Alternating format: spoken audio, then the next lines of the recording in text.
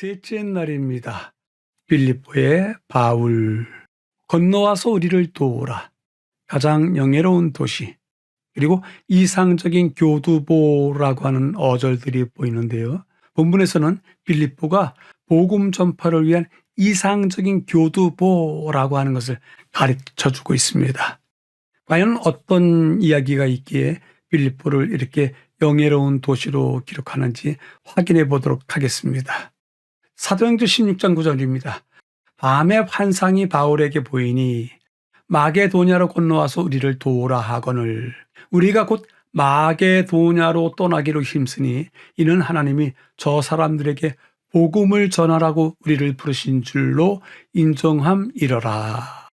본문에서는 성경 말씀을 읽으라고 하는 표현이 없지만 그래도 이 말씀을 읽어야만이 첫째 부분의 이야기가 이해되기 때문에 읽었습니다. 첫째 부분입니다.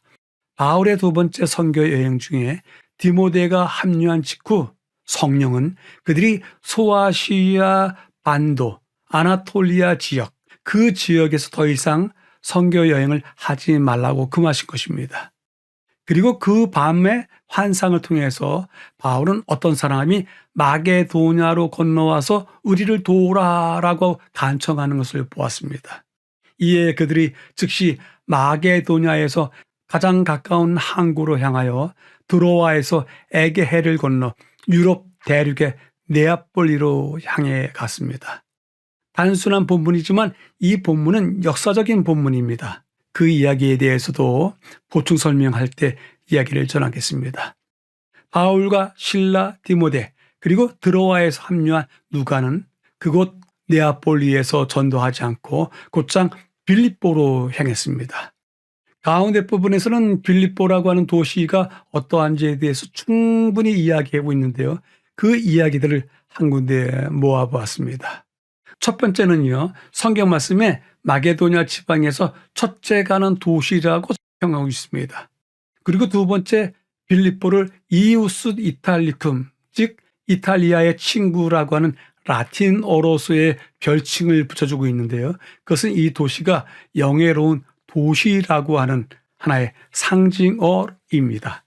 세 번째는 이 도시에 에그나티아 가도라고 하는 길이 있는데요. 모든 길은 로마로 통한다 했을 때 그 길이 이곳을 지나고 있습니다.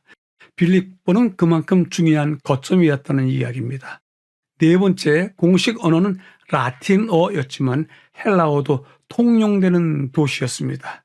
다섯 번째, 이 도시의 사람들을 필리피시오이라고 하면서 특별한 칭호로서 이들을 칭했는데요. 그만큼 이 빌립보의 사람들, 그들은 로마 시민권을 가진 사람들이다라고 인정하고 있었습니다. 시민들은 토지세와 인두세가 면제되었습니다. 그리고 그곳에서 태어난 사람은 누구나 자동으로 로마 시민이 되는 마치 이탈리아에 있는 도시와 같은 특권들을 누렸습니다. 이것은 바울의 선교의 처음부터 마지막까지 중요한 기독교 거점 도시였었는데요. 인근의 암비볼리, 아볼로니아, 데살로니카, 베레아 등 여러 도시에 복음을 전할 수 있는 중심지였습니다. 세 번째 부분에서는요. 누가는 바울 일행이 강가에서 기도하면서 만난 무리 중에 루디아와 그의 가족이 회심한 사건을 기록합니다. 루디아는 사업가, 즉 자색 옷감 장사였기 때문에 바울의 빌립보 사역의 중요한 재정 지원자였을 것입니다.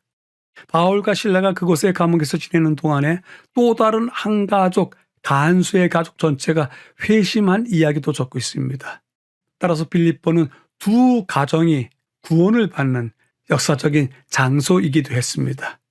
성령께서는 비록 박해가 있을지라도 빌립보가 유럽 전역에 복음을 전파하기 위한 이상적인 교두보가 될 것을 아셨습니다. 박해가 아무리 심하더라도 어떤 상황에서도 그것이 아니었다면 닿지 못할 사람들에게 복음이 전해지는 계기가 될 수 있다는 것을 보여주는 도시였습니다. 교훈은 다음과 같이 이야기합니다. 사도들은 빌립보에서의 그들의 수고를 헛된 것으로 여기지 아니하였다. 그들은 많은 반대와 박해를 당하였으나 저희가 당한 수치와 고통을 속하고도 남을 만큼 그들을 위한 섭리의 중재와 간수와 그 가족의 회심을 목도하였다. 수고는 한 교회를 세우는 결과를 낳았고 그 교회의 교인들은 꾸준하게 증가하였다.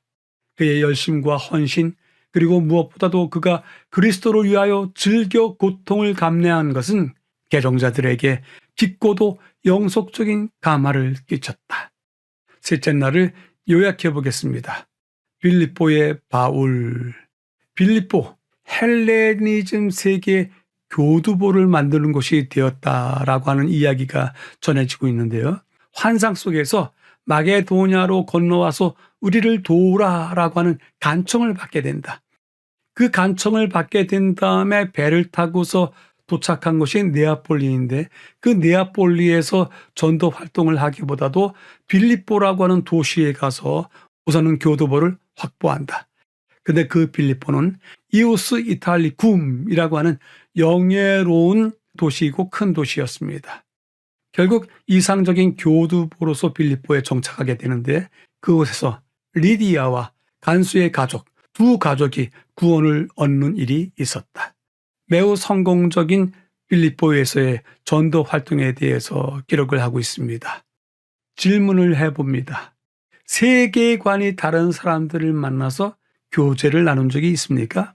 우리가 하늘 세계관을 갖고 있는데 반해서 이 땅의 세계관을 가지고 있는 사람들을 만나본 적이 있으신지요? 그에게 얼마나 다른 세상이 있다는 것을 보여주셨는지요? 질문해 보게 됩니다. 셋째 날은 매우 중요한 이야기를 다룬다고 이야기를 했고 또 매우 중요하다고 말씀을 드렸는데요. 그것에 대한 보충 설명을 해보도록 하겠습니다. 우선은 셋째 날 이야기가 전해지는 장소들을 찾아가 보도록 하겠습니다. 검은 장소 표시가 있는 드로아이고요. 저곳에서 바울 일행이 배를 타고서 반대편으로 건너가게 됩니다. 도착한 곳이 빨간색 표시로 되어 있는 네아폴리가 있고요. 저곳에서 머물지 아니하고 곧바로 그 옆에 있는 빌립보라고 하는 도시로 가게 됩니다. 저 과정에 대한 이야기를 하게 되는데요. 드로아에서 네아폴리로 건너가는 그 과정은 매우 짧지만 역사적인 순간입니다. 왜냐하면 지금 방식으로 이야기하면 드로아가 있는 지역은 동양이고 네아폴리가 있는 지역은 서양입니다. 그리고 다른 방식으로 이야기해 본다면 드로아가 있는 지역은 이미 1차, 2차 전도 여행을 통해서 하나님의 나라가 충만한 문명으로서 이야기된 것이고 빌립보와 네아폴리가 있는 도시는 전혀 하나님 나라에 대한 이야기가 전해지지 않았던 헬레니즘 세계이기 때문에 그렇습니다. 그 과정에 대해서도 요약해 보겠는데요. 우선은 출발지였던 드로아에 가보도록 하겠습니다. 드로아라고 성경은 표현하고 있지만 트로이입니다. 트로이의 목마라고 하는 이야기, 트로이 전쟁이라고 하는 이야기 많이 들으셨죠? 그 드로아에서 배를 타고서 반대 방향으로 건너가게 됩니다.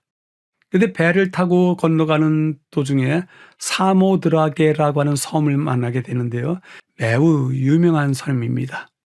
왜냐하면 헬레니즘 세계가 어떠한 것인지를 알 수 있는 유적이 하나 발견되는데요. 바로 이것입니다. 이것은 니케 신의 신상인데요. 조금 파손되긴 했지만 니케 신상의 날개는 지금도 퍼득거리면서 날아갈 듯하다고 이야기들을 하고 있습니다. 세계적으로 문화유산이 된 조각품입니다. 이것이 헬레니즘 세계가 어떠한 것인지를 맛보게 됩니다. 드디어 도착한 곳이 네아폴리입니다. 항구 도시입니다. 지금의 모습이 이것이 전체 다인데요. 그때는 조그만 항구였을 것이라고 생각이 듭니다. 이 항구 도시에서 만나는 까발라 교회의 벽에 벽화가 있습니다. 그 벽화에 의하면 마케도니아로 건너와서 우리를 도우라 했던 그 이상을 그려놓고 있습니다. 기념비적인 벽화입니다. 이곳에 발을 내디듬으로 서양 세계, 헬레니즘 세계에 하나님의 나라의 세계가 전해지게 됩니다. 바로 이 하나님 나라 세계가 확장하는 것에 대해서 성경에는 세 중요한 국면을 이야기하고 있는데요. 그것을 한번 살펴보도록 하겠습니다. 하나님 나라의 세계적인 확장 역사, 그 세 국면을 찾아보자. 첫 번째, 아브라함을 부르셨을 때 아브라함이 속해졌던 메소포타미아 문명에서 벗어나서 이제는 약속의 땅 있는 가나안으로 가라. 거기에 하나님 나라가 있다. 하나님 문명이 있다. 라고 하면서 아브라함을 부르셨던 적이 한 번 있고요. 두 번째, 바울을 부르심으로써 하나님의 나라를 이제는 헬레니즘 세계 속으로 가지고 가게 되는 것입니다. 세계 확장 역사의 새로운 국면입니다. 그리고 마지막으로 제자들을 부르신 것은 하나님 나라의 복음이 지중해 지역에 머무는 것이 아니라 세계 전역으로 그의 제자들을 통해서 전해져야 되는 것이 아닌가라고 지적하고 있습니다. 이제는 빌립보로 찾아가 보도록 하겠습니다. 빌립보에 대한 고고학 발굴을 통해서 얻어진 조감도인데요. 매우 아름다운 도시인 듯 싶습니다. 빌립보 도시는 산을 중심으로 해서 맨 위에 조그만 아크로폴리스가 있고요. 그다음에 눈에 띄게 보이는 것이 야외 극장 하나 보입니다. 그리고 성곽들이 보이고요. 성곽 안에 있는 도시 모습이 뚜렷하게 보여지고 있습니다. 그리고 이 빌립보는 주변이 다 평야지대이기 때문에 많은 수확물들을 얻을 수가 있었습니다. 지금의 도시 모습이 이렇습니다. 여전히 야외 극장이 그대로 보이고요. 또한 도시들이 그대로 남아 있습니다. 이 빌립보에 가면 느끼는 모습이 매우 잘 정돈된 도시라고 하는 것을 볼 수 있고요. 그리고 크게 발전된 도시였었다는 것을 확인하게 됩니다. 우선은 야외 극장으로 가보겠습니다. 지금도 거의 원형 그대로 보존되어 있는 것을 볼 수 있습니다. 그리고 도시로서의 흔적들도 그대로 남아 있는데요. 많은 유적들이 넓은 지역에 걸쳐서 남아 있습니다. 이곳에서 보는 흔적들 중에서 라틴어로 되어 있는 기념비들을 많이 볼 수 있고요. 로마의 영광을 상징하는 부조들도 많이 확인할 수가 있습니다. 이 도시가 그만큼 컸던 것을 확인하게 되는 과정인데요. 그리고 후에 지어진 로얄 처치라고 하는 교회가 여전히 남아 있는데요. 기둥들이 아름답게 솟아 있습니다. 기념비적인 장소입니다. 그리고 이것은 감옥입니다. 바울이 갇혀 있었던 곳으로 지목되고 있습니다. 그리고 이것은 빌립보의 기독교 지역인데요. 침례탕도 남아 있습니다. 그리고 이것은 본문에서도 나와 있었던 것이지만 매우 중요한 도로 중의 하나인데요. 비아 에그니티아라고 합니다. 이 길이 로마까지 뻗쳐 있습니다. 멀리 아나톨리아 지역의 동쪽에서부터 로마까지 가게 되는데요. 빌립보를 지나가게 됩니다. 이 길은 끊어진 부분이 종종 있지만 그래도 여전히 이 모습을 간직하고 있다고 전해지고 있습니다. 세 번째는 또 다른 지역을 찾아가 보는데요. 이 빌립보의 외곽 지역에 강이 있는데요. 그 강가에 지어진 기념비적인 건물입니다. 루디아를 위한 기념교회인데요.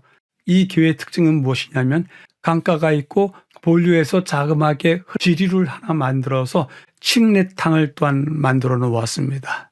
루디아에 대한 기억을 새삼스럽게 할 수 있는 장소입니다.